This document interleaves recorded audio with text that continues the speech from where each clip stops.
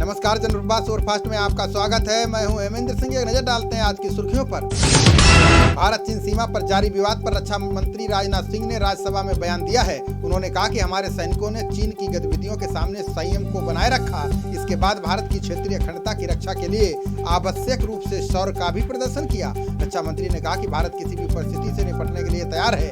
हम किसी भी स्थिति में देश का सिर झुकने नहीं देंगे।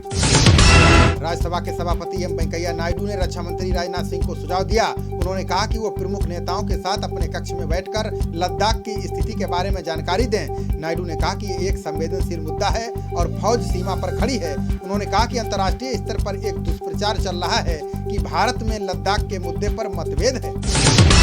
स्वास्थ्य मंत्री डॉक्टर हर्षवर्धन ने कोरोना महामारी पर राज्यसभा में हुई चर्चा का जवाब दिया। उन्होंने कहा कि देश में कोरोना से जान गंवाने की दर अन्य देशों की तुलना में सबसे कम 1.64% है। उन्होंने बताया कि सरकार का लक्ष्य इस दर को घटाकर 1% से भी कम करने का है। इसके अलावा उन्होंने बताया कि अगले साल की शुरुआत में भारत में कोरोना की वैक्सीन उपलब्ध हो जाएगी।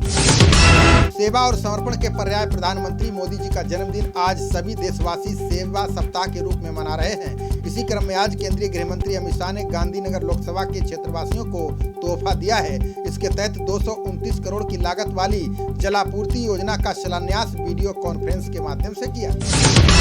आम आदमी पार्टी और भाजपा के सदस्य राज्यसभा में कोरोना के प्रबंधन मुद्दे पर आपस में भिड़ गए। आपने ताली और थाली बजाने तथा दीप जलाने जैसे कार्यक्रमों के पीएम के आह्वान का उपहास उड़ाया और उसे मूर्खतापूर्ण कदम बताया। वहीं भाजपा ने पलटवार करते हुए कहा कि प्रधानमंत्री के ही निर्णयों का परिणाम है कि भारत आज दृढ़ता से इस बीमारी का मुकाबला कर रहा है। केंद्र सरकार द्वारा लाए गए कृषि से संबंधित 3 विधेयकों को सीएम केजरीवाल ने किसान विरोधी बताया है।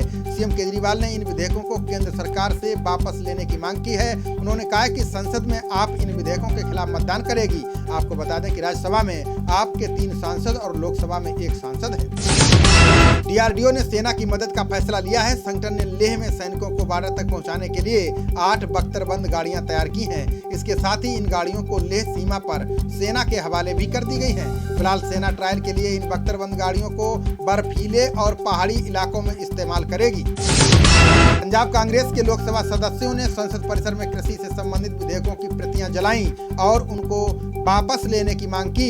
इन सांसदों ने गुरमीत सिंह औजला और डॉक्टर अमर सिंह सहित सांसद शामिल रहे। आपको बता दें कि कृषि मंत्री नरेंद्र सिंह तोमर ने मानसून सत्र के पहले दिन ये तीनों विधेयक लोकसभा में पेश किए थे। राहुल गांधी ने बेरोजगारी की समस्या को लेकर मोदी सरकार पर निशाना साधा है। उन्होंने सवाल किया है कि आखिर सरकार रोजगार देने से कब तक पीछे हटेगी। राहुल ने एक खबर का हवाला देते हुए कहा कि यही कारण है कि देश का युवा आज राष्ट्रीय बेरोजगारी दिवस मनाने पर मजबूर है। रोजगार सम्मान है, इसे देने से सरकार कब तक पीछे हटेगी। रूस की कंपनी ने भारत को कोरोना की वैक्सीन स्पुतनिक वी के 10 करोड़ डोज देने के लिए करार किया है। इसके लिए आरडीआईएफ ने भारत में सप्लाई के लिए दिग्गज कंपनी डॉक्टर रेड्डीज लैब से समझौता किया है। आरडीआईएफ के सीईओ ने बताया कि स्पुतनिक वी के टीके के परीक्षण और वितरण के लिए डॉक्टर रेड्डीज लैबोरेटरीज के साथ काम करेगी। विपक्षी दलों के कुछ नेताओं ने आज राष्ट्रपति रामनाथ कोविंद से मुलाकात की। नेताओं ने दिल्ली में हुए बवाल के मामले में जांच पर अपनी चिंताओं से राष्ट्रपति को अवगत कराया। भाकपा महासचिव डी राजा ने इस बात की पुष्टि की है कि उनके साथ अहमद पटेल, सीताराम येचुरी, कनिमोई और मनोज झा ने राष्ट्रपति से मुलाकात की। अभिनेता सुशांत सिंह मामले में ड्रग्स एंगल की जांच कर रही एनसीबी के सूत्रों ने बड़ा खुलासा किया है, जिसमें बताया गया कि सुशांत और रिया को हाई क्वालिटी के ड्रग्स पसंद थे, जिसे भारत में विदेश से मंगाए जाते थे। इन ड्रग्स का ऑर्डर रिया चक्रवर्ती देती थी, लेकिन ड्रग्स की डिलीवरी सुशांत राजपूत के घर के पते पर होती थी। सुशांत सिंह मामले में अभिनेत्री रकुल प्रीति सिंह ने मीडिया ट्रायल के खिलाफ दिल्ली हाईकोर्ट में याचिका दायर की है। याचिका में कहा गया है कि सूचना प्रसारण मंत्रालय को एक निर्देश जारी किया जाए जिसमें उनका नाम लेने से मीडिया को रोका जाए। हाईकोर्ट ने रकुल की याचिका पर केंद्र सरकार से जवाब मांगा है। प्रियंका गांधी ने शिक्षक भर्ती के अभ्यर्थियों से वर्चुअल वार्ता की। प्रियंका ने कहा है कि कांग्रेस युवाओं के मुद्दों को सड़क से सदन तक उठाएगी। इसके लिए वो कांग्रेस की तरफ से वादा करती है कि कांग्रेस पीछे हटने वाली नहीं है। वहीं महिला अभ्यर्थी ने बताया कि उसका 2016 की परीक्षा में चयन हुआ, लेकिन आज तक नियुक्ति नहीं हुई। बाबरी मस्जिद के पक्षकार इकबाल अंसारी ने सीबीआई की स्पेशल कोर्ट से सभी आरोपियों को दोष मुक्त करार देने की अपील की है। इकबाल अंसारी ने कहा कि अडवाणी, जोशी समेत सभी 48 आरोपियों को निर्दोष ठहराते हुए पूरे मामले को समाप्त करने का अनुरोध किया है। अंसारी ने कहा कि बाबरी विध्वंस के कई आरोपियों का निधन हो चुका है और कई बूढ़े हैं। मुख्यमंत्री उद्धव ठाकरे ने मराठवाड़ा में लंबित परियोजनाओं को प्राथमिकता के आधार पर पूरा करने का दावा किया है। मुख्यमंत्री ने यह बात मराठवाड़ा मुक्ति संग्राम दिन के मौके पर आयोजित कार्यक्रम में कही। हैदराबाद के निजाम से इस क्षेत्र की आजादी के जश्न के तौर पर हर साल 17 सितंबर को यह दिन मनाया जाता है। चीनी स्वामित्व वाले वीडियो शेयरिंग ऐप टिकटॉक की बोली पर अमेरिकी राष्ट्रपति ट्रंप की पैनी नजर है। राष्ट्रपति ट्रंप सौदे को मंजूरी देने से पहले ये सुनिश्चित करना चाहते हैं कि राष्ट्रीय सुरक्षा से कोई समझौता ना हो। ट्रंप ने पिछले महीने टिकटॉक और वीचैट पर प्रतिबंध लगाने के लिए एक कार्यकारी आदेश पर दस्तखत किए थे। पाकिस्तानी सेना ने जम्मू कश्मीर के पुंछ में फिर संघर्ष विराम का उल्लंघन किया है। पाकिस्तान ने बिना किसी उकसावे के एलओसी से लगे 2 सेक्टर में गोलीबारी की और मोर्टार के गोले भी दागे। भारतीय सेना ने भी इसका मुंहतोड़ जवाब दिया। बता दें कि पाकिस्तानी इस महीने में 24 बार संघर्ष विराम का उल्लंघन कर चुके हैं। चीन के इशारों पर नेपाल भारतीय शहरों पर एक के बाद एक विवादित बयान दे रहा है। अब नेपाल ने ग्रेटर नेपाल नाम से अभियान शुरू किया है। इसमें नेपाल ने उत्तराखंड के देहरादून, नैनीताल, हिमाचल, यूपी, बिहार और सिक्किम के कई शहरों को नेपाली बताया है। इसके लिए नेपाल की सरकार अभियान चला रही है। अनिल अंबानी के खिलाफ आज सुप्रीम कोर्ट में सुनवाई हुई। इसमें एसबीआई ने बैंक के 1200 करोड़ रुपए का कर्ज न चुकाने का आरोप लगाया है। बता दें कि बैंक ने जनवरी 2018 में अनिल अंबानी को लोन चुकाने के लिए नोटिस दिया था, लेकिन अंबानी के कर्ज नहीं चुकाया। इसके बाद दिवालिया घोषित करने की कार्रवाई शुरू की गई। दिल्ली में बीजेपी नेताओं द्वारा भड़काऊ भाषण देने का मामला हाई कोर्ट पहुंच गया है। याचिका में कपिल मिश्रा, अनुराग ठाकुर और परवेश वर्मा पर एफआईआर दर्ज करने की मांग की गई है। बता दें कि कपिल मिश्रा ने उत्तर पूर्वी दिल्ली में बवाल के दौरान भाषण दिया था, जबकि अनुराग और परवेश ने लोकसभा चुनाव में भाषण दिए थे। भारत से प्याज के निर्यात पर रोक लगाने का पहला असर नेपाल पर दिखने लगा है। प्याज के निर्यात की रोक पर नेपाल के व्यापारियों ने प्याज की जमाखोरी और कालाबाजारी शुरू कर दी है। इसके चलते एक ही दिन में प्याज की कीमतें 150 रुपए प्रति किलोग्राम पहुंच गई हैं, जबकि निर्यात के प्रतिबंध से पहले 20 से 30 रुपए प्रति किलो बिक रहा था। संघ प्रमुख मोहन भागवत और विश्व हिंदू परिषद के शीर्ष नेताओं की मध्य प्रदेश के भोपाल में बैठक होने वाली है। इस 2 दिवसीय बैठक के लिए संघ प्रमुख भागवत और बीप नेता भोपाल पहुंच गए हैं। बीप के एक नेता ने ये जानकारी दी है, हालांकि उन्होंने बैठक के बारे में कुछ भी बताने से इनकार किया है। केरल में सोना तस्करी मामले में राज्य के उच्च शिक्षा मंत्री केटी जलील एनआईए के सामने पेश हुए। प्रवर्तन निदेशालय जलील के खिलाफ विदेशी योगदान अधिनियम एफसीआरए के कथित उल्लंघन के एक मामले की जांच कर रहा है। जलील पर संयुक्त अरब अमीरात से कुरान की प्रतिमा प्राप्त करने में एफसीआरए के उल्लंघन के आरोप लगे हैं। पीएम मोदी के जन्मदिन को सपाइयों ने भी अलग अलग अंदाज में मनाया। पीएम के संसदीय क्षेत्र वाराणसी में सपाइयों ने आई एम मिस्टर बेरोजगार की तख्ती टांगकर राष्ट्रीय बेरोजगारी दिवस के रूप में मनाया। वहीं नोएडा में सपाइयों ने समोसे बेचकर पीएम मोदी का जन्मदिवस मनाया। पंजाब में केंद्र सरकार के 3 कृषि अध्यादेशों के विरोध में किसानों का प्रदर्शन जारी है। विरोध प्रदर्शन के दौरान चंडीगढ़, मनाली समेत कई राष्ट्रीय राजमार्ग घंटों जाम रहे। वहीं अखिल भारतीय किसान सभा ने 25 सितंबर को हाल ही में केंद्र द्वारा पास कृषि अध्यादेशों के विरोध में पंजाब बंद करने का ऐलान किया है। दिल्ली पुलिस अब थानों और यूनिटों में कानूनी सलाहकार रखने जा रही है। ये सलाहकार जांच अधिकारियों के सबूत एकत्र करने और केस को कोर्ट में प्रस्तुत करने में मदद करेंगे। इसके अलावा जमानत याचिका का जवाब देने, चार्जशीट तैयार करने और कोर्ट में केस लड़ने में भी सहायता करेंगे। केंद्रीय गृह मंत्रालय ने इसकी अनुमति दे दी है। केंद्रीय मंत्री प्रहलाद सिंह पटेल कोरोना वायरस से संक्रमित पाए गए हैं। प्रहलाद पटेल ने खुद की कोरोना रिपोर्ट पॉजिटिव आने की जानकारी ट्वीट कर दी है। उन्होंने मंगलवार तक खुद के संपर्क में आने वाले लोगों को कोरोना जांच कराने की सलाह दी है। फिलहाल केंद्रीय मंत्री प्रहलाद पटेल ने खुद को होम आइसोलेट कर लिया है। चंडीगढ़ में आज हरियाणा कांग्रेस की अहम बैठक हुई। बैठक में प्रदेश प्रभारी कुमारी शैलजा और रणदीप सुरजेवाला ने शिरकत की। सुरजेवाला ने युवाओं को रोजगार दो की मुहिम को लेकर एक बार फिर हरियाणा सरकार पर हमला बोला। उन्होंने कहा कि हरियाणा कर्मचारी चयन आयोग भ्रष्टाचार का अड्डा बन चुका है, इसलिए 5-5 सालों से नतीजे घोषित नहीं किए जा रहे हैं।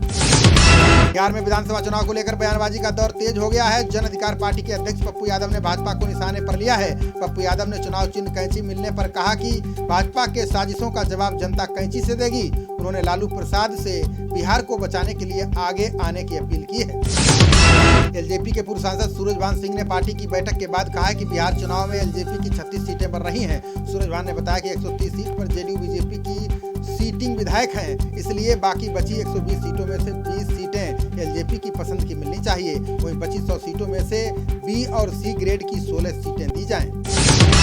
महाराष्ट्र बीजेपी के विधायक नितेश राणे ने दिशा सालियान मामले में गृह मंत्री अमित शाह को पत्र लिखा है। इसमें दिशा के मंगेतर रोहन रॉय की सुरक्षा देने की मांग की गई है। राणे ने कहा कि दिशा के मंगेतर रोहन के पास उसकी जान जाने से जुड़ी जानकारी हो सकती है। बता दें कि सुशांत राजपूत की मैनेजर दिशा ने कूद कर जान दे दी थी। उत्तराखंड के चर्चित छात्रवृत्ति घोटाले पर हाईकोर्ट सख्त हो गया है। हाईकोर्ट ने सरकार से पूछा है कि क्या घोटाले में सीबीआई जांच नहीं हो सकती। सरकार ने कहा कि एसआईटी 77% जांच पूरी कर चुकी है और 6 महीने में रिपोर्ट सौंपेगी। हालांकि हाईकोर्ट ने दलीलें खारिज कर दी हैं, साथ ही मुख्य सचिव और एसआईटी से जवाब मांगा है। उत्तर प्रदेश में 21 सितंबर से स्कूलों के खुलने की अटकलों पर विराम लग गया है। Deputy CM doctor Dinesh Sharma ने साफ कर दिया है कि प्रदेश में 21 सितंबर से स्कूल खोले जाने की उम्मीद नहीं है। इसकी वजह यूपी में पिछले कुछ दिनों में लगातार बढ़ती कोरोना की संख्या है, इसलिए सितंबर में स्कूल नहीं खोले जा सकते हैं। बसपा सुप्रीमो मायावती ने गाजियाबाद में बन रहे डिटेंशन सेंटर का विरोध किया है। योगी सरकार अंबेडकर छात्रावास को डिटेंशन सेंटर के रूप में विकसित करना चाहती है।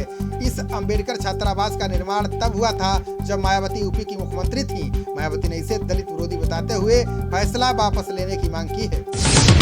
मध्य प्रदेश उपचुनाव से पहले चुनाव प्रचार में जुटे ज्योतिरादित्य सिंधिया की मुश्किलें बढ़ने वाली हैं। सिंधिया पर आरोप है कि पिछले दिनों उन्होंने ग्वालियर चंबल में प्रचार के लिए पुलिस की गाड़ी का इस्तेमाल किया था। इसी मामले को लेकर महाराष्ट्र के एक व्यक्ति की शिकायत पर चुनाव आयोग ने गृह विभाग से जवाब मांगा है। दिल्ली में कोरोना के मामलों पर स्वास्थ्य मंत्री सत्येंद्र जैन का बयान आया है। उनका कहना है कि अभी 10 से 15 दिनों तक मामले और बढ़ेंगे। ऐसा इसलिए क्योंकि दिल्ली में टेस्टिंग की स्पीड बढ़ा दी गई है। अब तक यहां 4 बार टेस्टिंग की रफ्तार बढ़ाई जा चुकी है। बता दें कि दिल्ली में पिछले कुछ दिनों से कोरोना के हर दिन 4000 के ऊपर मामले आ रहे हैं। सीएम त्रिवेंद्र सिंह रावत ने कुपोषण मुक्त उत्तराखंड अभियान की शुरुआत की है। इसके तहत देहरादून में कुपोषण मुक्त बच्चों के अभिभावकों को सीएम ने सम्मानित किया। सीएम त्रिवेंद्र ने कहा कि पीएम मोदी का आज जन्मदिन है। पीएम मोदी ने ही कुपोषण मुक्त भारत का अभियान शुरू चलाया था।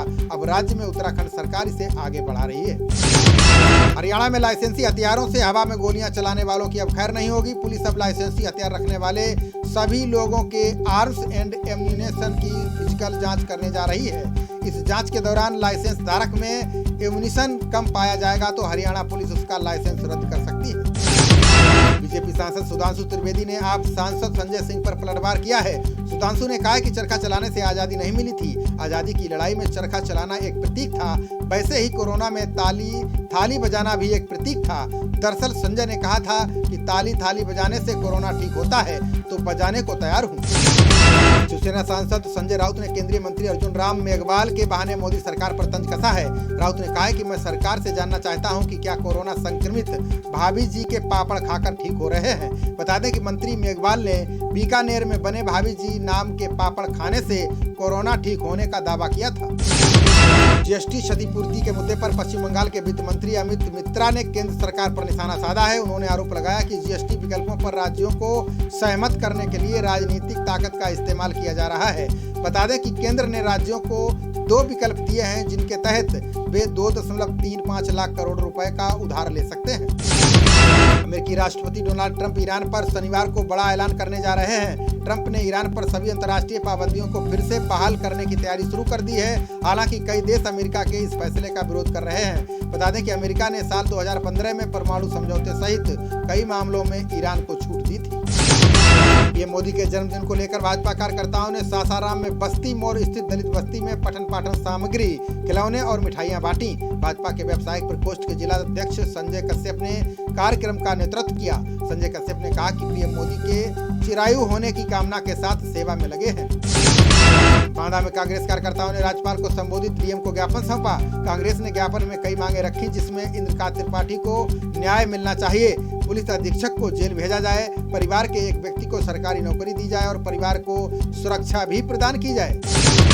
बांदा में पीएम मोदी के 17वें जन्मदिन पर भाजपाइयों ने सफाई अभियान चलाया। इसमें भाजपा विधायक इंद्रपाल कुशवाहा मौजूद रहे। भाजपा किसान मोर्चा के जिला अध्यक्ष विजय विक्रम सिंह ने इस अभियान में बड़ी भूमिका निभाई। विधायक चंद्रपाल कुशवाहा ने अस्पतालों में फल वितरण भी किया। बिजनौर में भाजपा कार्यकर्ताओं ने पीएम मोदी के जन्म दिवस पर सेवा सप्ताह की शुरुआत की। भाजपा जिलाध्यक्ष सुभाष वाल्मीकि ने कार्यक्रम का नेतृत्व किया। इस मौके पर भाजपा कार्यकर्ताओं ने सड़कों पर सफाई अभियान चलाया। साथ ही कई जगहों पर सैनिटाइज और फॉगिंग का कार्य भी कराया गया।